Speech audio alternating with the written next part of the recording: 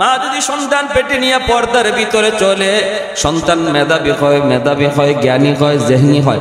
আর মা সন্তান পেটে নিয়ে যদি বেপরদায় চলে, সন্তান গবী হয়, সন্তান মেধা বিকাশ ঘটে না, প্রতিবন্ধী হয়, বোকা হয়, বোকা।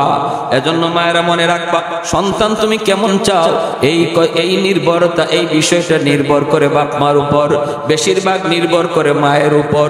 কারণ সন্তান মাকে বেশি টাইম পায়, গর্ভে ছিল তাও মায়ের সাথে, দুধ খাইছে তাও মায়ের সাথে, ঠিক না? আবু বকর সিদ্দিক বলে, রে ভাই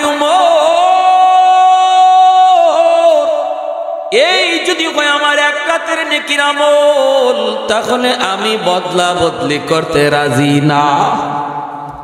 সুবহানাল্লাহ। এজন্য বলতেছিলাম, আল্লাহর গোলাম, একটু খেয়াল করে মনোযোগ দিয়ে শোনো, কথাগুলি একটু দিল দিয়ে কথাগুলি শোনার চেষ্টা করি, আমলের নিয়তে কথাগুলি বোঝার চেষ্টা করি। ভাইরে যুবক, এখানে যারা বসলাম, তওবা করার নিয়ত কার কার আছে একটু হাত উঠে আল্লাহকে দেখান। আল্লাহ তুমি প্রতিটা হাতকে কবুল করো। পিছনের জীবনের সবগুলি নেকি আল্লাহ তুমি, পিছনের জীবনের সবগুলি গুনাহ আল্লাহ তুমি নেকি দ্বারা বদলায় দাও। সবাই কোন আমিন, আর একটু জোরে কোন আমিন। বাইরা বন্ধুরা, আল্লাহ পাক বলেন নামান, কুল ইন কুনতুম তুহিব্বুনাল্লাহ, বন্ধু তুমি বলে দাও, যারা আমি আল্লাহকে ভালোবাসতে চায়, আমাকে যারা পাইতে চায়, আমরা আল্লাহকে পাইতে চাই কি চাই না? পৃথিবীর সমস্ত মানুষকে যদি বলা হয় আল্লাহকে তুমি পাশে চাও কি চাও না, সবাই বলবে আমি আল্লাহকে চাই। যদি বলা হয় তুমি কি চাও, কয় আল্লাহকে চাই। মাজারে যে যায় তারেও যদি বলা হয় কেন আইছো, কয় আল্লাহ পাওয়ার জন্য। যদি তারে দেখা যায় বাবার দরবারে, সেখাও না, কয় আল্লাহ পাওয়ার জন্য। মসজিদে কেন গেছো, আল্লাহ পাওয়ার জন্য। ওয়াজে কেন গেছো, আল্লাহ পাওয়ার জন্য। সবাই আমরা আল্লাহকে পাওয়ার জন্যই ঘুরি, কিন্তু আল্লাহকে কোন পথে পাইতে হয়, কোথায় গেলে আল্লাহকে পাওয়া যায়, কোন লাইনে হাঁটলে আল্লাহকে পাওয়া যায়, এই বিষয়টা অনেকেই ভুল করে। কেউ বা আল্লাহকে পাওয়ার জন্য মাজারে বাজারে ঘুরে, বাবার দরবারে অমুকের দরবারে ঘুরে। আল্লাহ বলেন, বন্ধু তুমি জানায় দাও, যারা আমি আল্লাহকে পেতে চাই, আমাকে যে ভালোবাসতে চায়, সে যেন তোমার অনুসরণ করে, তোমার অনুসরণ করে, সে যেন তোমাকে ভালোবাসে। এই কথাটা আল্লাহ বলেন নাই, আল্লাহ বলছেন সে যেন তোমাকে অনুসরণ করে। এতে করে আল্লাহ বুঝায় দিলেন, যার ভিতরে নবীর এতাত আর আনুগত্য যত বেশি, তার অন্তরে নবীর ভালোবাসা তত বেশি। প্রসঙ্গ চলছিল ভালোবাসা, প্রসঙ্গ চলছে মহব্বতের, কিন্তু মালিক মহব্বতের প্রসঙ্গ গোড়া দিলেন, এতাআতের প্রসঙ্গ নিয়ে আসলেন। ইন কুনতুম তুহিব্বুনাল্লাহ, যদি তোমরা আল্লাহকে ভালোবাসতে চাও, আমার নবীর ভালোবাসো, আমার নবীকে ভালোবাসো। অথবা নবী বলবেন আমি নবীকে ভালোবাসো, এই ছিল কথার ধরন। কিন্তু না, আল্লাহ তো বলেন না, বন্ধু তুমি বলো তারা যেন তোমার অনুসরণ করে। তুমি যেই পথে আমাকে পাইছো, এই পথ দিয়ে যেন হাঁটে। তুমি রসুল আমাকে যেই পথে হাইটা পাইছো, যেই রং ধইরা আমাকে পাইছো, যেই চিন্তা নিয়ে আগাইছো, ওরাও যেন এই চিন্তা নিয়ে সামনে আগায়। এই পথ ধরেই যেন তারা হাঁটে। তোমার পিছনে পিছনে তারা যদি হাঁটতে আসে, তবেই আমি আল্লাহকে পেয়ে যাবে। সুবহানাল্লাহ।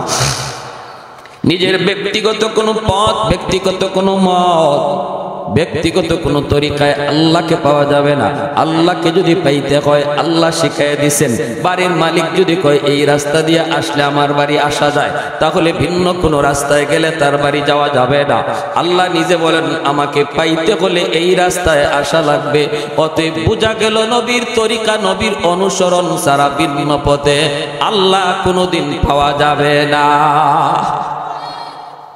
যদি আল্লাহকে পাইতে হয় রে গোলাম, নবীর পথ ধরো, নবীর পথ ধরো। আল্লাহকে আমাদের পাওয়া দরকার, আল্লাহকে আমাদের কাছে আনা দরকার। কারণ আল্লাহ যদি আমাদের কাছে চলে আয়, আমরা যদি আল্লাহকে পেয়ে যাই, তাহলে আমার জীবনের যত সমস্যা, ব্যক্তি জীবনের সমস্যা, ঘরের সমস্যা, সমাজের সমস্যা, রাষ্ট্রের সমস্যা, আন্তর্জাতিক সমস্যা, যতগুলি সমস্যা, ওয়ালা তাকিনু ওয়ালা তাহজানু ওয়া আনতুমুল আলাউন ইন কুনতুম মুমিনিন। আল্লাহ বলে ভয় নাই, টেনশন নাই, কোনো চিন্তা নাই। তোমার জীবনের যত সমস্যা, সবগুলি সমস্যার সমাধান করবেন আল্লাহ, যদি তুমি আল্লাহকে পেয়ে যাও। আল্লাহু ওয়ালিয়ুল্লাযীনা আমানু। আল্লাহ বলে বান্দা আমি হলাম তোর ওলি, আমি হলাম তোর বন্ধু, আমি আল্লাহ হলাম তোর বন্ধু। এবার তুই আমার বন্ধু কিনা শুন, দেখ তোর ভিতরে এই গুণটা আছে কিনা। ইন আউলিয়াউহু ইল্লাল মুত্তাকুন। তাকওয়ার গুণ তোর মধ্যে আছে কিনা, যদি থাকে তাহলে তুইও আমার বন্ধু। যেরকম সুবহানাল্লাহ, আর একটু যেরকম সুবহানাল্লাহ। তাহলে আল্লাহকে যদি বন্ধু বানাতে চাই, আল্লাহকে যদি পাইতে চাই, তাহলে ভাইরা বন্ধুরা পাইলে লাভ কি? কয় পাইলে লাভ হলো ঘরের অশান্তিও সেটা দেখবে আল্লাহ, সমাজের অশান্তিও দেখবে আল্লাহ, দুশমনের পক্ষ থেকে ভয় ভীতি, যত সমস্যা, সবগুলি সমস্যার সমাধান করবেন কে? মুমিনের জীবনে কোনো সমস্যা থাকতে পারে না, মুমিনের জীবনে কোনো পরাজয় থাকতে পারে না। আল্লাহ বলে তোমার বিজয় হবে, বিজয় তোমারই হবে, তুমি বিজয় লাভ করবে যদি তুমি খাঁটি মুমিন হও, যদি তুমি খাঁটি মুমিন হও। কে সেই মুমিন? কয় যার অন্তরে তাকওয়া আছে। কে সেই মুমিন? যে আল্লাহকে পায়া গেছে। যেরকম সুবহানাল্লাহ। তাহলে আল্লাহকে আমাদের পাওয়া দরকার আছে না নাই? বাইরে বর্তমান দুনিয়ার হালত বেশি খারাপ, অত্যন্ত খারাপ। তামাম পৃথিবী জুড়ে দুশ্মন এক হয়ে গেছে। বিশ্ব মানচিত্র থেকে ইসলাম মুছে দিতে চায়। ফিলিস্তিনের জমিনে প্রতিনিয়ত হত্যা চলছে, প্রতিনিয়ত গাজায় মুসলমানের রক্তে জমিন লাল হচ্ছে। ভাইয়েরা বন্ধুরা, চীনের উইঘুরে মুসলমানের উপরে নির্যাতন চলছে। আপনাদের পাশেই মায়ানমার, সেই মায়ানমারের পাশে মানুষের মুসলমানের রক্তে এখনো নাফ নদী সাক্ষী হয়ে আছে, এখনো নাফ নদীর পানি মুসলমানের রক্তে সাক্ষী হয়ে আছে। এত কিছুর পরও কেন আল্লাহর গায়বী মদদ আমাদের পক্ষে আসে না রে যুবক? একটা কারণ, আমরা আল্লাহকে কাছে নিতে পারি না। চাই আমরা আল্লাহকে কাছে নিতে, চাই আমরা আল্লাহকে পাইতে, কিন্তু পথ আমাদের ভিন্ন। যাবো আমি ঢাকা, কিন্তু রওনা দিছি আমি চিটাগাং। যাবো আমি ঢাকা, রওনা দিছি সিলেট। যাবো আমি অমুক ডান দিকে, গাড়িতে উঠছি বাম দিকে, নিয়ত আমার ডান দিকে যাওয়া, গাড়িতে উঠছি বাম দিকের গাড়িতে। জীবনেও কোনোদিন ডান দিকে যাওয়া হবে না, যতই নিয়ত থাকুক দিলের ভিতরে, তবু কোনোদিন ডান দিকে গন্তব্যে যাওয়া হবে না, কারণ আমি গাড়ি ভুল করেছি। আওয়াজ দেয়া বলো ঠিক না? গাড়ি যদি ভুল করে রে যুবক, উদ্দেশ্য তোমার যত ভালো থাকুক, কোনোদিন তুমি গন্তব্যে পৌঁছবা না। উদ্দেশ্য আমার আল্লাহকে পাওয়া, কিন্তু আমি গাড়ি যদি ভুল করি আল্লাহকে পাওয়া যাবে না। কয় আমার রাস্তা হলো একটাই, সেটা হলো আমার নবীর তরিকা, নবীর সুন্নত, নবীর ইতাআত। আমার নবী যেই পথে হাইটা আল্লাহকে পাইছেন, আমাকে আপনাকে ওই পথেই আল্লাহকে পাইতে হবে। কুল ইন কুনতুম তুহিব্বুন আল্লাহ ফাত্তাবিউনি ইউহিব্বুকুমুল্লাহ। এইবার আল্লাহ পাক রব্বুল আলামিন বলে, ও বন্ধু তুমি জানা দাও, আমি আল্লাহকে যারা ভালোবাসতে চায় তারা যেন তোমার অনুসরণ করে। তোমার অনুসরণ যদি করে তাহলেই আমি আল্লাহকে পেয়ে যাবে, আমি আল্লাহকে ভালোবাসা হয়ে যাবে। বিষয়টা আল্লাহ এমনি বলেন নাই, আল্লাহ পাক এখানেও কথা ঘুরায় ফেলছেন। পরের কথাটা ছিল এমন, যারা আমি আল্লাহকে পাইতে চায় তারা যেন তোমার পথে হাঁটে, তাহলে আমাকে পেয়ে যাবে। না না, আল্লাহ এইভাবে বলেন নাই। যারা আমাকে পেতে চায় তারা যদি তোমার পথ ধরে হাঁটে, আমাকে পাওয়া লাগবে না। যদি তোমার পথ ধরে বান্দা হাঁটতে থাকি, তাহলে আমি আল্লাহ বললাম আমাকে তালাশ করা লাগবে না, বরং আমি আল্লাহ নিজেই তারে তালাশ করে বের করব। ইউহিব্বুকুমুল্লাহ ইউহিব্বুকুমুল্লাহ, আমি আল্লাহ তারে ভালোবাসবো। যেরকম সুবহানাল্লাহ, সে আমারে ভালোবাসবে না। যারা আমাকে ভালোবাসতে চায় যদি তোমার অনুসরণ করে তাহলে আমাকে আমার ভালোবাসা পেয়ে যাবে। বিষয়টা এমন না।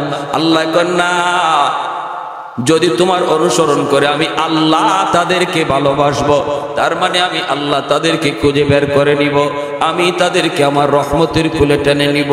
কারণ তোমার পথ ধরে যখন আমার বান্দা হাঁটতে শুরু করবে, এই পথটা তো সাধারণ কোনো পথ নয়।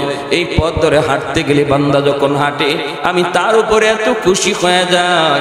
এই পথে হাঁটতে গেলে কখনো পড়ে যাবে, এই পথে হাঁটতে গেলে কখনো হুচট খাবে, এই পথে হাঁটতে গেলে কখনো জেল হবে, এই পথে হাঁটতে গেলে কখনো জুলুম হবে, ঠিক কি না? এই পথে হাঁটতে গেলে কখনো শয়তান পিছনে ধরবে, এই পথে হাঁটতে গেলে কখনো মাটিতে পড়ে যাবে। বান্দা, যখনই তুমি আমাকে পাওয়ার জন্য আমার নবীর পথ ধরে হাঁটবা, তখন আমি তোমাকে আগায়া কুলে তুলে নিব। যেইভাবে দেখবেন ছোট্ট বাচ্চাটা যখন হাঁটা শিখি, মা বাবা সামন থেকে তারে ডাক দেয়, বাবা এই দিকে আসো, এই দিকে আসো, এই দিকে আসো, এই বলে কই এই যে আব্বু, এই যে আম্মু, একটু সামনে আগাও। ছেলেরে হাঁটা শিখাইতেছে, বাচ্চাটারে মা হাঁটা শিখাইতেছে। বাচ্চাটা এক কদম দুই কদম যেই দেয়, মা ভালো করে জানে বাচ্চাটা 2 কদমের বেশি পারবে না, 3 কদমের বেশি পারবে না।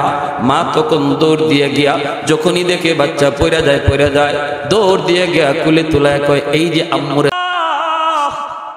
আমি আল্লাহকে পাওয়ার জন্য যখন আমার হাবিবের তরিকা দইরা তুমি সামনে আগাও, আমি আল্লাহ তখন রহমতের কুল লইয়া তোমার কাছে আগায় যাই, আমি তোমাকে কুলে তুলে নেই। আর ওই অবস্থায় যদি তুমি পরে যাও, যদি তোমার গায়ে কোনো ধুলাবালি লাগে, মা যেমন ঝাড়া দিয়ে ধুলাবালি মুইসা দেয়, মা যেমন ঝাড়া দিয়ে ধুলাবালিটা মুইসা দেয়, পরিষ্কার করে দেয়, আল্লাহ বলেন ওয়ায়াগফির লাকুম যুনুবাকুম। মহব্বতের প্রসঙ্গে কেন এখানে আবার গুনাহ মাফের কথা আসলো আল্লাহ বুঝাইলেন। হাকিমুল উম্মত নবী রাহমাতুল্লাহি আলাইহি এত সুন্দর মিসাল দিয়ে বুঝাইছেন। মা যেমন গায়ের ধুলাবালিগুলি মুইসা দিয়া সান্ত্বনা দেয়, আল্লাহ পাক কয় বান্দারে আমার হাবিবের পথে চলতে যায় তোমার যেই সমস্ত ভুল ত্রুটি হয়ে গেছে, তোমার জীবনে যেই সমস্ত কিছু ময়লা লাগছে, মা যেমন ঝাড়া দিয়া ধুলা মুইসা দেয়, আমি আল্লাহ তোমার জীবনের গুনাহগুলি ঝাড়া দিয়া মুছে দেব। ওয়ায়াগফির লাকুম যুনুবাকুম ওয়াল্লাহু গফুরুর রহিম। সাহাবায়ে কেরাম রাদিয়াল্লাহু তাআলা আনহুম এইভাবেই তাদের জীবন গড়ছেন। তারা দাঁড়ানো বুঝতেন না, হাঁটা বুঝতেন না, বসা বুঝতেন না। তারা এইভাবে ভাইরা বন্ধুরা ঘুম বুঝতেন না, দিন বুঝতেন না, রাত বুঝতেন না। তারা একটাই শুধু বুঝতেন, আমার জীবনের বিকল নমুনা কেমনে নবীর মতো হয়ে যায়। আমার নামাজের কিবলা হবে খানায়ে কাবা, কিন্তু মুসলমানের জীবনের কিবলা হবে মুহাম্মাদুর রাসূলুল্লাহ সাল্লাল্লাহু আলাইহি ওয়াসাল্লাম। নামাজের কিবলা খানায়ে কাবা, জীবনের কিবলা হবে মুহাম্মাদুর রাসূলুল্লাহ। চুলটা তুমি কেমনে রাখবারে যুবক, নবীর মতো রাখো। চেহারাটা কেমনে ধরাইবা, নমুনা কেমনে নবীর মতো, পোশাকটা তোমার কেমনে নবীর মতো। যখনই তোমার অবিকল নমুনাটা আল্লাহ পাক নবীর রঙে দেখবে, তখনই আল্লাহ পাক তোমাকে সাধারণ বন্ধু বানায় নিবে। কারণ নবী হলেন আল্লাহর ঘনিষ্ঠ বন্ধু। এই ঘনিষ্ঠ বন্ধুর নমুনা আল্লাহ যার ভিতরে যত পায়, আল্লাহ তারে তত সাধারণ বন্ধু বানায়, ঠিক না? সাহাবায়ে কেরাম রাদিয়াল্লাহু তাআলা আনহুম আল্লাহ নবীর আদেশ পাইছেন এখানে যাইতে হবে, জীবন থাকবে কি যাবে এমন কোন পরোয়া ছিল না। দ্রুত সেখানে হাজির। মুতার যুদ্ধ মায়ার নবী বলেন 3 জন সেনাপতির নাম আমি নবী ঘোষণা করলাম। 1 নম্বর হলো যায়েদ ইবনে হারেসা, 2 নম্বর হলো জাফর ইবনে আবি তালিব, 3 নম্বর হলো আব্দুল্লাহ ইবনে রাওয়াহা। নবী বলেন এই 3 জন সেনাপতির নাম আমি নবী ঘোষণা করলাম। আজকের যুদ্ধে দুশমন হবে 2 লক্ষ। নবী বলেন আজকের যুদ্ধে দুশমন হলো 2 লক্ষ, কিন্তু আমার মুজাহিদ বাহিনী মাত্র 3000। 3000 সাহাবী যুদ্ধ করবেন 2 লক্ষ দুশমনের মোকাবেলায়। আল্লাহু আকবার জোরে বলেন, আর একটু জোরে করুন আল্লাহু আকবার।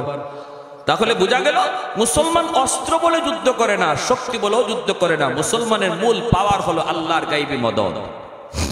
আওয়াজ আসতে কেন ভাই, কথা বুঝেন না? আমাদের মূল অস্ত্র কি? আল্লাহর গায়বী সাহায্য, ঠিক কি না? আল্লাহর গায়বী সাহায্য যতদিন মুসলমানের সাথে ছিল ততদিন মুসলমানের বিজয় হয়েছে।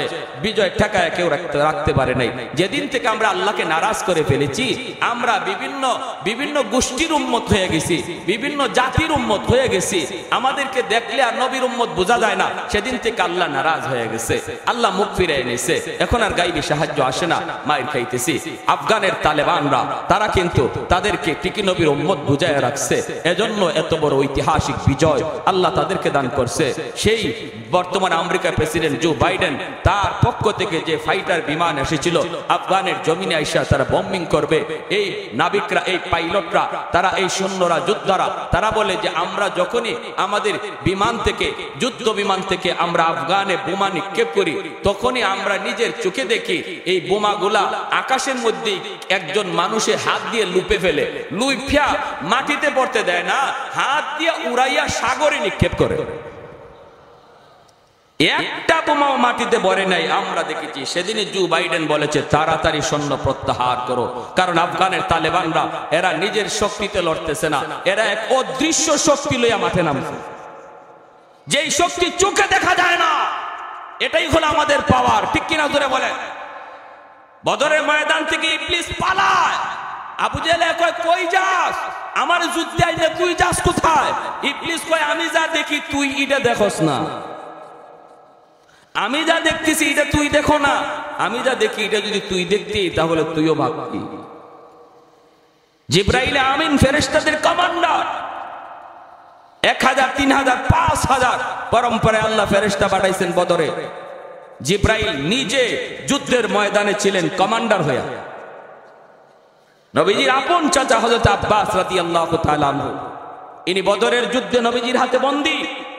বদরের যুদ্ধ বাপ বেটার যুদ্ধ, বদরের যুদ্ধ আপন ভাই ভাইয়ের যুদ্ধ, বদরের যুদ্ধ আপন চাচা ভাতিজার যুদ্ধ। আমার নবী একদিকে, নবীর আপন চাচা হযরত আব্বাস রাদিয়াল্লাহু তাআলা আনহু, যিনি পরে কালেমা পড়ে মুসলমান হয়েছেন, নবীর বিরুদ্ধে ছিলেন, আবু জাহেলের পক্ষে ছিলেন। দুই ভাই দুই দিকে দুই পতাকা নিয়ে দাঁড়ানো, একজন ইসলামের পক্ষের পতাকা, আর একজন কাফিরদের পক্ষের পতাকা। দুজন আপন এক মায়ের গর্ভের সন্তান। আবু বকর সিদ্দিক রাদিয়াল্লাহু তাআলা আনহু বদরে নবীর পক্ষে, ওনার কলিজার টুকরা সন্তান আবু জাহেলের পক্ষে। কেমন যুদ্ধটা ছিল বদরের যুদ্ধ, হ্যাঁ? হযরত আব্বাস রাদিয়াল্লাহু তাআলা আনহু ইনি যখন বন্দী করে নিয়ে আসতেন, ওনারা ধরে নিয়ে আসতেন হযরত আব্দুল্লাহ ইবনে মাসউদ রাদিয়াল্লাহু তাআলা আনহু। আব্দুল্লাহ ইবনে মাসউদ রাদিয়াল্লাহু তাআলা আনহু আনছেন, আর নবীকে নবীর চাচা বলতেছেন, ভাতিজা তোমারও কি বিশ্বাস হয় তোমার এই সাহাবী আব্দুল্লাহ ইবনে মাসউদ আমারে বন্দী করে এনেছে? নবী বলেন, চাচা দেখতেছি তো তাই, কিন্তু বিশ্বাস তো হয় না, কারণ আপনার মতো চাচা আপনারে আমি চিনি, আমার আব্দুল্লাহ আপনারে বন্দী করে লই আইব, আমারও তো বিশ্বাস করতে কষ্ট হইতেছে, কিন্তু দেখতেছি তো তাই, ঘটনা কি? তখনই চাচা বলতেছে, না ভাতিজা, আমারে আব্দুল্লাহ মূলত গ্রেফতার করে নাই, আব্দুল্লাহ একটা আব্দুল্লাহর পিছনে যে ছিল তারে তোমরা দেখো নাই, আমি দেখেছি। নবী বলেন, সে কে? তখনই জিবরাইল আমিন আবু জাহেলের কল্লার সামনে বৈশা বৈশা মুস্কি হাসতেছিলেন। ইমাম বুখারী রাহমাতুল্লাহি আলাইহি জিলদে সানি কিতাবুল মাগাজির মধ্যে এভাবে উল্লেখ করেছেন। ওই অবস্থায় তিনি বলতেছেন, ওই যে লোকটা উনি কে? মায়ার নবী বলেন, চাচা ইনি নূরের তৈরি ফেরেশতা জিবরাইল আমিন, বলে উনি আমাকে মূল গ্রেফতারকারী। সুবহানাল্লাহ, জোরে কোন। প্যারে হাজিরিনের জন্য আমরা সেই জাতি, আজ আমরা সেটা ভুলে গেছি। আমরা আজকে আসবাবের পিছনে দৌড়াইতেছি। আসবাব লাগবে, ফালাই দিতে বলি না, কিন্তু মূল বিষয় এটা নয়। মূল বিষয়টা ছিল আমাদের আল্লাহকে পাশে রাখা। আমার পাশে ভারত, আমেরিকা, রাশিয়া, চীন না লন্ডন, এটা বড় প্রশ্ন নয়। আমার সবচেয়ে বড় কথা ছিল আমার সাথে আমার আল্লাহ আসেনি না নাই। দেখো, প্রতিটা মুসলমান যখন এই চিন্তা করবে আল্লাহকে পাশে রাখো, তখনই আল্লাহ বলে, বান্দা তোর আর কিছু করা লাগবে না, মাত্র খালি দাঁড়ায় থাকবি, মারমু তো আমি। ওমা রামাইতা ইদ রামাইতা ওয়ালাকিন্নাল্লাহ রামা। আল্লাহকে বন্ধু, বদরে তুমি মারো নাই, মারছি আমি আল্লাহ। সুবহানাল্লাহ, জোরে কোন। নতুবা আরাকানের অবস্থা বাংলার মাটিতে হবে যদি এখনো পরিবর্তন না হয়। ফিলিস্তিনে হালত বাংলায় হবে, কাশ্মীরে হালত বাংলায় হবে। দুশমন তলোয়ার ধারাইতেছে তোমাকে আমাকে জবাই করার জন্য, চোখের সামনে বাবাকে হত্যা করার জন্য ওরা তলোয়ার ধারাইতেছে, আর আমরা ঘুমায় রয়েছি। ঘুম থেকে তাড়াতাড়ি জাগো। আজকে চতুর্মুখী ষড়যন্ত্র, ইসলাম নিয়া মুসলমান নিয়া। তাড়াতাড়ি করে ইহুদিদের রং ছাড়ো, ইহুদিদের কালচার ছাড়ো, নিজের রংটারে মদিনা ওয়ালার রং বানাও, আল্লাহকে পাশে আনো, নতুবা আমাদের সামনের দিন অনেক খারাপ, অন্ধকার আসতেছে। দুশমন যত পাওয়ারফুল অস্ত্র বানাও, এদিকে নজরই দিও না। কে রাসায়নিক বোমা, কে অ্যাটম বোমা, কে পারমাণবিক বোমা, সব ছাতু, কোনো লাভ নাই যদি আল্লাহ আমার সাথে থাকে। ঠিক কিনা জোরে কও? মুহূর্তের ভিতরে পারমাণবিক বোমারে আল্লাহ পাক ছাতু বানায় দিবে, সুই খুঁজা পাইব না কোন দিকে টিপ দিব। আল্লাহ এটা পারেনি না পারে না? হ্যাঁ, যারা বন্দী হয়েছিল 70 জন বদরে, কয় তোমরা কেমনে বন্দী হইলে? কিতা বন্দী হইতাম, খালি নিয়ত করছি মুসলমানের দিকে তীর মারবো, এমনি দিকে আমার পিছন দিক দিয়ে একজনে আমার গর্দানের মধ্যে তলোয়ার দইরা কয়, চোপ, তীরটা নামায় ফেল, নইলে কল্লা আলাদা করে ফেলবো। খালি নিয়ত করছি তলোয়ার চালাইমু, এমনি দিকে আসমান থেকে গোড়ার উপরে সোয়ার হইয়া, সাদা পোশাক, সাদা জুব্বা, আমার সামনে খাড়াইয়ে আমার বুকের দিকে তীর ধরছে। যারা বন্দী এদের ভাষ্য, মারবো খালি নিয়ত করছি, দেখি পিছনের মধ্যে তলোয়ার ঠেকায় রাখছে, লড়বি না, লড়লি শেষ। আমরা সেই জাতি, ঠিক কিনা জোরে কর? ভুলে গেছি, ভুলে গেছি, ভুলে গেছি, আমরা ভুলে গেছি। আমাদের ইতিহাস আমরা জানি না, আমাদের নিজেদের পরিচয় আমরা জানি না, আমার পরিচয় আমি জানি না। এজন্য আজকে এত বিপদ, এত মুসিবত, এত নির্যাতন, এত অবহেলা, এত তিরস্কার। আজকে সুইডেনে কোরআন পোড়ায়, ডেনমার্কে কোরআন পোড়ায়, আল্লাহর কালামকে আগুন দিয়ে পোড়ায়, পায়ের নিচে ফালায়। এত বড় দুঃসাহস ওদের। আল্লাহ আমাদের উপরে নারাজ, এজন্য আল্লাহ নিজেও কিছু করে না। যদি আমরা আল্লাহকে পাশে রাখতাম, চোখের এক ফোঁটা পানি ফালাইতে হতো না, শুধু আল্লাহ আমার চোখের দিকে দেখতেন, আমি কি চাই আল্লাহ তাই করতেন, আল্লাহ তাই করতেন। এজন্য যুবক, আল্লাহ নবী বলেন 3 জন সেনাপতি ঘোষণা দিলাম। একজন সেনাপতির নাম হলো যায়েদ ইবনে হারেসা। যায়েদ ইবনে হারেসা তিনি হলেন মায়ার নবীর পালক পুত্র, আমার নবী রহমতের নবীর আপন নবীর পালক পুত্র যায়েদ ইবনে হারেসা। তিনি হলেন মুতার যুদ্ধে আল্লাহর নবীর ঘোষণা দেওয়া 1 নম্বর সেনাপতি।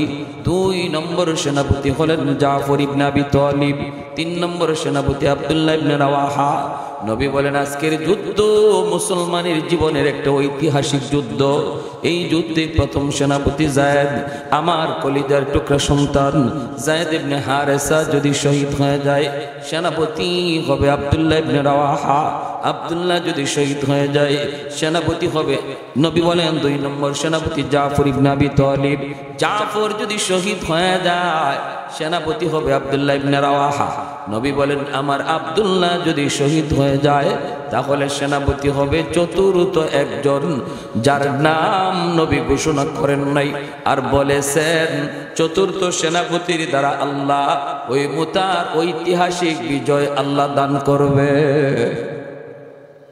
কিন্তু প্রথম 3 জন সেনাপতির নামের শেষে নবী শহীদ শব্দ লাগাইছেন। এতে করে সাহাবায়ে কেরাম সবাই বুঝে গেছেন এই যুদ্ধে 3 জন শহীদ হয়ে যাবেন, এবং যে 3 জনের নাম ঘোষণা করছেন এই 3 জনও বুঝে গেছেন যে এই যুদ্ধই তাদের জীবনের শেষ যুদ্ধ, এখান থেকে তারা জীবিত ফিরবেন না। কারণ মায়ার নবী যেই যুদ্ধে প্রথম সেনাপতি শহীদ হয়, দ্বিতীয় সেনাপতির নাম ঘোষণা করেন, প্রথম 2 জন শহীদ হলে 3 নম্বর সেনাপতির নাম ঘোষণা করেন। এইভাবে আল্লাহ নবী যেহেতু চতুর্থ নম্বর সেনাপতি বলছেন এই যুদ্ধে একজন হবে, তাহলে বোঝা গেল প্রথম 3 জন শহীদ হয়ে যাবে আর চতুর্থ জন জীবিত থাকবে।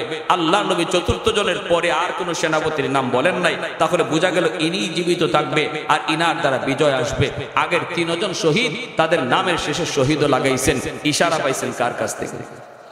আরেকটু আমার ভাইয়েরা, বন্ধুরা, যুবক, যেই মাত্র আল্লাহর নবী এই ঘোষণা আসলো, প্রথম সেনাপতি যায়েদ ইবনে হারেসা, তিনি কে? আমার নবীর কলিজার টুকরা সন্তান যায়েদ ইবনে হারেসা, তিনি প্রথম সেনাপতি।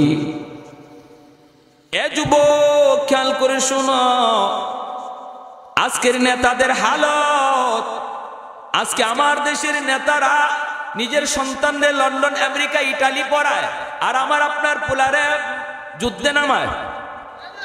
ঠিক না? ঠিক না? আমার আপনার পোলার হাতে অস্ত্র দিয়া যুদ্ধে নামায়, নিজের পোলারে আমেরিকায় লেখাপড়া করায়।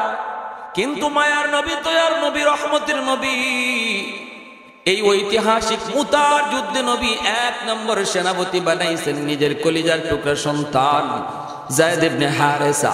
ওই যায়েদ ইবনে হারেসা হলো নবীর অনেক আদরের, অনেক প্রিয়।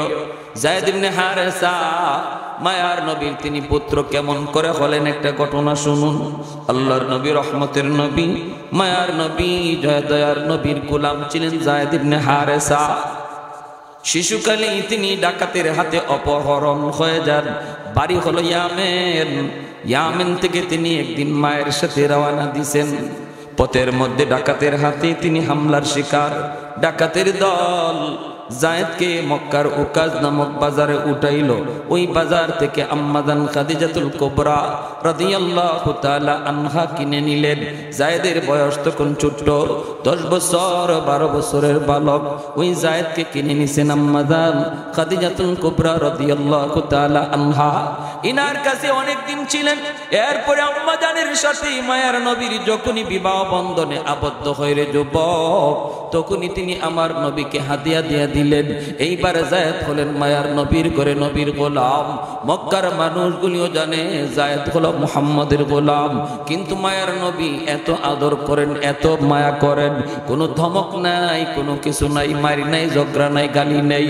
এত মায়া নবীর কাছে তিনি পাইতেছেন। এইদিকে ইয়ামেন, তার মা, তার বাবা, যায়েদের মা বাবার একমাত্র সন্তান ছিল এই যায়েদ।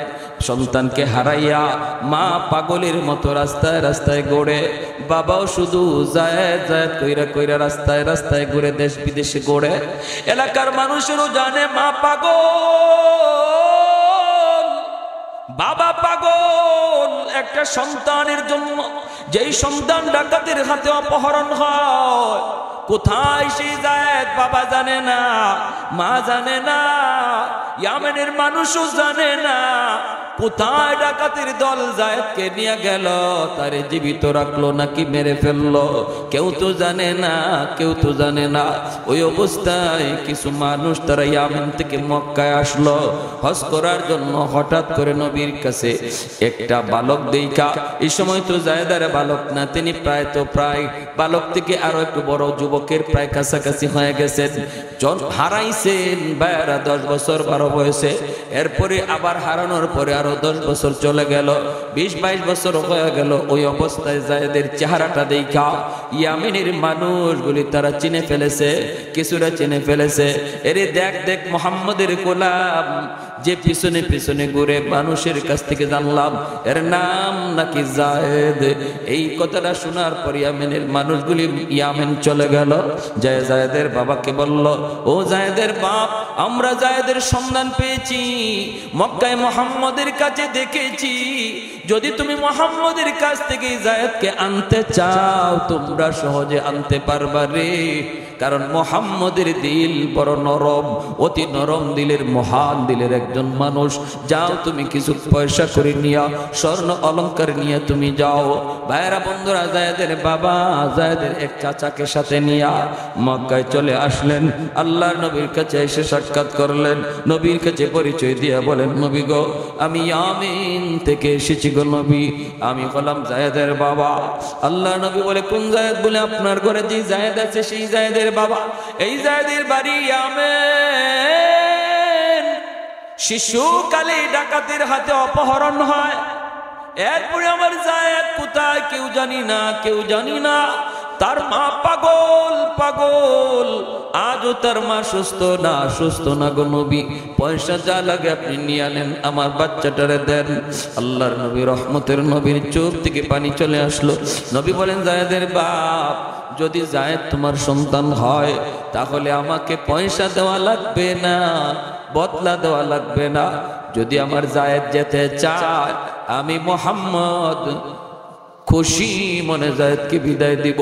কারণ আমি মুহাম্মদ ইয়েতিম, জন্মের আগে বাবা হারাইছি, বাবার আদর কেমন, আব্বু ডাকের ভিতরে কত মজা, আমি নবী তা জানি না রে।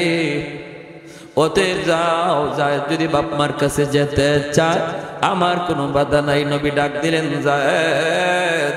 পাশের রুম থেকে যায়েদ ইবনে হারেসা তিনি আসলেন। আইসেই তিনি দেখি চিনে ফেলেছেন বাবারে, দেখেই চিনে ফেলেছেন চাচাকে। নবী বলেন যায়েদ তুমি কি চিনছো? যায়েদ ইবনে হারেসা বলে নবী গো চিনছি, ইনি আমার আব্বা, ইনি আমার চাচা। এই বইলা দৌড় দিয়া গিয়া বাবা সন্তানকে বুকে জড়ায় নেয়, চুমুকায়, গালে চুমুকায়, অশ্রু ঝরে সন্তান কাঁদে, বাবাও কান্দে। হারানো সন্তান মা ফিরে পাওয়ার পর একই অনুভূতিটা হয় শুধু ওই বাপ মা জানে, পৃথিবীর আর কেউ জানে না রে গোলাম। সন্তান যদি হারায় যায় এর ব্যথাটা কেমন, হারানো মা জানে, হারানো বাবা জানে, আর কেউ জানে না। আল্লাহ নবী রহমতের নবী মনে খুব খুশি, যাক আমার যায়েদ বাবারে পাইছে, মারে খুঁজে পাইছে। হ্যাঁ আমার যায়েদ তার বাবারে পাইছে, মারে খুঁজে পাইছে। নবীর মনেও খুশি। আল্লাহ নবী কয় যায়েদ তোমার মা তোমার তালাশে তালাশে পাগল হয়ে গেছে রে বাবা, যাও তুমি মায়ের কাছে যাও, বাবা আসছে তোমাকে নেওয়ার জন্য, তুমি চলে যাও। যেই মাত্র নবী বলতেছে যায়েদ তুমি চলে যাও, যায়েদ তো নড়ে না চড়ে না, একটা কদমও সামনে দেয় না। যেখানে দাঁড়ানো সেখানে দাঁড়া আছে, মাথাটা নিচের দিকে দিয়ে আছে। ওই অবস্থা আল্লাহর নবী কয় যায়েদ তুমি কি তোমার বাপ মার কাছে যেতে চাও না? যদি তুমি যেতে চাও আমি নবী কোনো বদলা তোমার বাবার কাছ থেকে নেব না, খুশি মনে তোমাকে বিদায় দেব। আর যদি আমি নবীর সাথে তুমি থাকতে চাও আমি খুশি মনে আমার কুলে তুলে নিব। সিদ্ধান্ত চলে আসলো যায়েদ ইবনে হারেসার কাছে, বাপ মার কাছে যাবে নাকি নবীর কাছে থাকবে। এইবার যায়েদ মাথার নিচের দিকে দিয়ে টপ টপ করে চোখ থেকে অশ্রু ঝরে আর কান্দে আর কই মায়ার নবী গো, এতদিন যাবত আমি বাপ মা থেকে বহু দূরে, কিন্তু আপনার কাছে আসার পর আমার যে বাবা নাই, আমার যে মা নাই, এই কথা আমি ভুইলা গেছি। কারণ বাবার আদর মায়ের আদর যা আছে গো নবী আমি পুরাটাই আপনার কাছে পাইছি। আমার যে বাবা নাই মা নাই আমি কখনো আমার মনে পড়ে না, মনে হয় না মানুষের ভিতরে যে এত দরদ, এত মায়া, এত মহব্বত, নবী গো আপনার কাছে না আসলে আমি বুঝতাম না। ডাকাতদের হাতে থাকা অবস্থায় আমি মনে করতাম মানুষের চেয়ে জঘন্য আর কেউ নাই, হায়ওয়ানের চেয়েও মানুষ বেশি নিকৃষ্ট। কিন্তু নবী গো আপনার কাছে আসার পর আমি বুঝলাম মানুষ ফেরেশতার চেয়েও অনেক ভালো। ওগো নবীজি আমি সিদ্ধান্ত নিয়েছি আমি আমার বাকি জীবন আপনার কদম জড়ায় থাকতে চাই।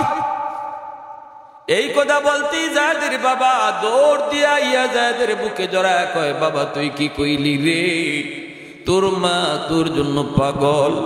কি কইলি বাবা, মায়ের কাছে বুঝি যাবি না? কই বাবা তুমি বিশ্বাস করো বাবা, তুমি কি তোমার সন্তানের শান্তি চাও না, আরাম চাও না? বাবা তুমি বলো না আমি ছেলে হইয়া কেমনে বাপ মাতাই কেন নবীর কাছে থাকতে চাই, বাপ মা সাইরা নবীর কাছে থাকতে চাই।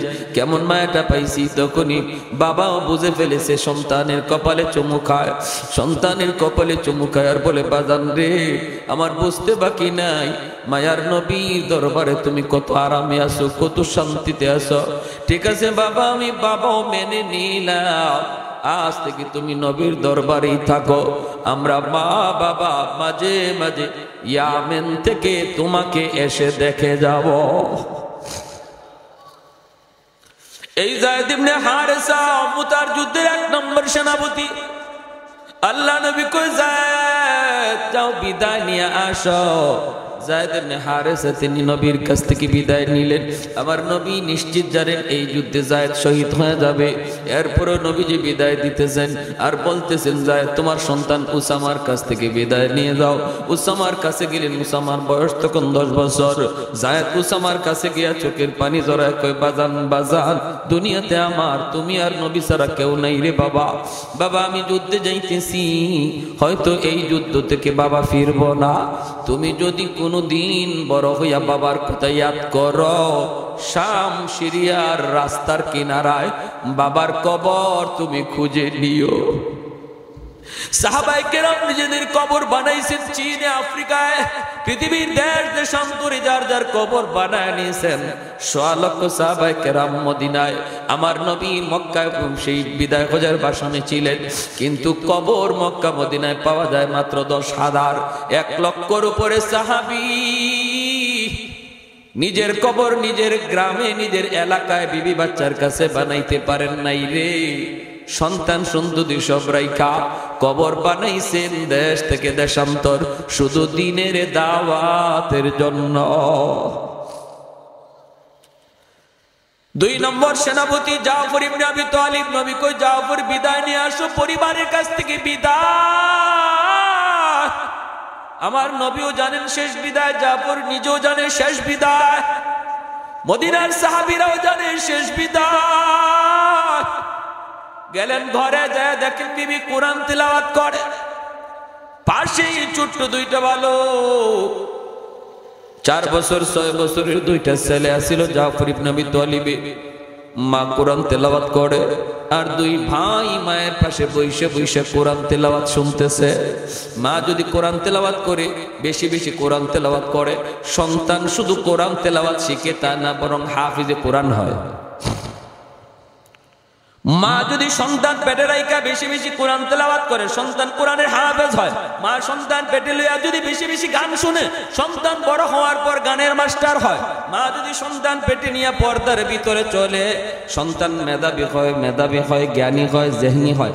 আর মা সন্তান পেটে নিয়ে যদি বেপরদায় চলে, সন্তান গবি হয়, সন্তান মেধা বিকাশ ঘটে না, প্রতিবন্ধী হয়, বোকা হয়, বোকা। এজন্য মায়েরা মনে রাখবা, সন্তান তুমি কেমন চাও এই নির্ভরতা, এই বিষয়টা নির্ভর করে বাপ মার উপর, বেশিরভাগ নির্ভর করে মায়ের উপর। কারণ সন্তান মাকে বেশি টাইম পায়। গর্ভে ছিল তাও মায়ের সাথে, দুধ খাইছে তাও মায়ের সাথে, ঠিক না? দুধ পান করানোর বয়স মায়ের সাথে, গর্ভে ছিল তাও মায়ের সাথে, এরপরে একটু বড় হয়েছে তাও মাকেই বেশি দেখে, বাবা বেশি টাইম ঘরের বাইরে থাকে। এজন্য মার আসর সন্তানের উপরে বেশি পড়ে। আর নবী বলেন, আল মারআতু রাইয়াতুন আলা বাইতি যাওজিহা ওয়া ওয়ালাদিহি। নবী বলেন, প্রতিটা মহিলাকে আল্লাহ পাক স্বামীর ঘরের হেফাজতের ব্যাপারে জিজ্ঞেস করবে, আর জিজ্ঞেস করবে সন্তানের ব্যাপারে। সন্তানকে তুমি কি শিখাইছো, সন্তানকে তুমি কি দেখাইছো? মা গো, তুমি দুধ পান করানোর সময় যদি কোরআন তেলাওয়াত করো, দুধের সাথে তিলাওয়াত ঢুকবে। আর দুধ পান করানোর সময় যদি নাটক সিনেমা দেখো, দুধের সাথে গান বাজনাও যায় ঢুকবে, ঠিক না? ঠিক না? এজন্য ভাইরা বন্ধুরা, জাফর ইবনে আবি তালিব বিবি সাহেব কোরআন তেলাওয়াত করে, 2টা বাচ্চা কোরআন তেলাওয়াত শুনে, ওই অবস্থায় তিনি ঘরের ভিতরে যায় ঢুকলেন। ঢুকেই বিবিকে বলতেছেন, বিবি গো, কোরআন তেলাওয়াত একটু বন্ধ করো গো। যুদ্ধের ময়দানে আজ আমি 2 নম্বর সেনাপতি। নবী ঘোষণা দিয়েছেন, বিদায় দাও, বিদায় দাও, বিদায় দাও।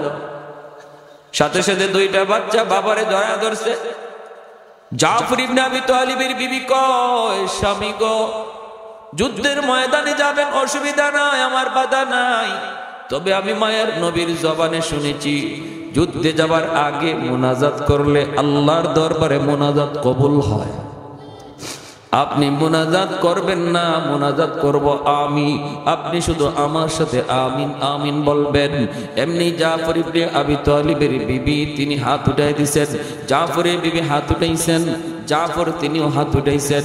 ছোট দুইটা বাচ্চা তারাও বাপ মার সাথে হাত বাড়ায় দিছে। মাঝে মাঝে ঘরে বাচ্চাদেরকে নিয়ে মোনাজাত করবেন, বিবির নিয়ে মোনাজাত করবেন। বাচ্চাদের হাতের দোয়া আল্লাহর কাছে কবুল হয়, মহিলাদের দোয়া পুরুষের আগে আল্লাহর দরবারে কবুল হয়। সুবহানাল্লাহ কোন ভাইয়েরা বন্ধুরা, মোনাজাত উঠাইছেন। এক নাম্বার দোয়া, আল্লাহ আজকের যুদ্ধে তুমি মুসলমানদেরকে বিজয় দিও। জাফর বলেন আমিন। দুই নম্বর দোয়া করছেন, আল্লাহ আজকের যুদ্ধে তুমি মুসলমানদের সাহস বাড়ায় দিও। জাফর বলেন আমিন। দুটোটা দোয়া কবুল, কারণ ইনি যুদ্ধে যাওয়ার আগে দোয়া কবুল, আমিন কইতেছেন কবুল। তিন নম্বর দোয়াটাই বিবি করতেছে, আল্লাহ আজকের যুদ্ধে আমার স্বামীরে তুমি গাজী বানাইয়া ফেরত দিও, কারণ আমার দুইটা অবুঝ বাচ্চা। আল্লাহ তুমি আমার বাচ্চাগুলার মুখের দিকে তাকাইয়া আমার বাচ্চাগুলিরে এতিম বানায়ো না। আল্লাহ আমার স্বামীরে তুমি জীবিত পৌঁছায় দিও। এই কথাটা বলতেই জাফর হাতটা আস্তে করে ছেড়ে দিলেন, আমিন বললেন না। হাতটা ছেড়ে দিয়া তলোয়ারের বাট দিয়া বিবির হাতটারে আস্তে করে নামায়া বলতেছেন, বিবি গো তোমার তিনটা দোয়া আর দুটা দোয়া আল্লাহর কাছে কবুল হবে, কিন্তু তিন নাম্বার দোয়া কবুল হবে না। কারণ বিবি গো আমি তোমার কাছে বলতে চাই নাই, কিন্তু তুমি বলতে বাধ্য করলা। আজকের যুদ্ধে আমি 2 নম্বর সেনাপতি, আমার পরে নবী আরেকজন সেনাপতির নাম ঘোষণা করেছে। আমার নামের শেষে নবী শহীদ শব্দ লাগাইছেন। এতে করে শুধু আমি না, মদিনার সমস্ত মুজাহিদরা জানে এই যুদ্ধে আমি শহীদ হয়ে যাব, জীবিত আসব না। বাচ্চাগুলি বাবারে জড়ায় কান্দে, বাবার বাচ্চাগুলির কপালে চুমু খায়। এই মহিলা তিনি বিদায় নিয়ে গেলেন, জীবনের শেষ বিদায়। আর বললেন, বিবি গো আমার বাচ্চাগুলির তুমি তোমার কাছে আমানত রেখে গেলাম, দেখে শুনে রাখো, কিয়ামতের ময়দানে জান্নাতে, আল্লাহর তৈরি জান্নাতে দেখা হবে। 3 নম্বর সেনাপতি আব্দুল্লাহ ইবনে রাওয়াহা মাত্র বিয়ে করেছেন, এখনো নতুন বিবির চেহারা দেখেন নাই। ওই অবস্থায় খবর, নবী তোমারে মসজিদে নববীতে ডাকেন। দৌড় দিয়া মসজিদে নববীতে চলে আসলেন। মানুষেরা কয়ে, আব্দুল্লাহ মাত্র আগদোটা কইছে, বিবিরে দেখে যাও একটা নজর, নিজের স্ত্রীরে দেখে যাও। আব্দুল্লাহ কয়, না, আমার স্ত্রীর চেহারা দেখার আগে আমার নবীর চেহারা দেখা আমার উপর জরুরি, কারণ আমার স্ত্রীর চেহারার চেয়ে আমার নবীর চেহারা আমার কাছে হাজার হাজার গুণ দামি। দৌড়ে মসজিদে নববীতে চলে আসলেন। আইসে শুনেন আজকের যুদ্ধের 3 নম্বর সেনাপতি উনি। নবী বলতেছেন, আব্দুল্লাহ যাও, যে বিদায় নিয়ে আসো। উনার পরে আরেকজন সেনাপতি, তার মানে আব্দুল্লাহ নিজেও শহীদ হয়ে যাবেন, এই যুদ্ধ থেকে তিনিও ফিরবেন না। দৌড় দিয়া বাড়িতে গেলেন, যুদ্ধের পোশাক পইরা, ঘোড়ার পিঠে সওয়ার হইয়া ডাক দিয়া বলতেছেন, বিবি গো, ও বিবি বিদায় দাও, বিদায় দাও, যুদ্ধে যাইতেছি, নবী আমাকে সেনাপতি বানাইছেন। আন্দরের ভিতর থেকে বিবি ডাক দেয়া কয়, প্রাণের স্বামী গো, মায়ার নবী যুদ্ধে পাঠাইতেছেন, আমার কোনো বাধা নাই, কিন্তু আমার একটা ছোট্ট আবদার গো স্বামী, একটা বারের জন্য ঘোড়ার পিঠ থেকে তুমি নামো, নাইমে আমার ঘরে আসো, আমি এক নজর তোমার চেহারাটা দেখতে চাই, যেন কিয়ামতের ময়দানে আমি আমার স্বামীরে দেখলেই চিনতে পারি। আব্দুল্লাহ ইবনে রাওয়াহা ঘোড়ার পিঠ থেকে কয়, না গো বিবি, না, আমারে তুমি দেখো না, আমিও তোমারে দেখবো না, কারণ শুনেছি তুমি অনেক সুন্দরী। যদি তোমার মায়াবী চেহারা আমি দেখি, যুদ্ধের ময়দানে হয়তো তোমার চেহারা আমার চোখের সামনে ভেসে উঠতে পারে, তখন আমার যুদ্ধ করতে ব্যাঘাত ঘটবে। না গো বিবি, আমি তোমাকে দেখলাম না, চিনলাম না, তুমিও আমাকে দেখলা না, চিনলা না, চলে গেলাম, তবে মনে রাখো স্বামী আর ফেরত আসবে না। এই যুদ্ধই তার জীবনের শেষ যুদ্ধ। আল্লাহর তৈরি জান্নাতে আল্লাহ তোমার আমার পরিচয় আল্লাহ নিজে করায়া দিব।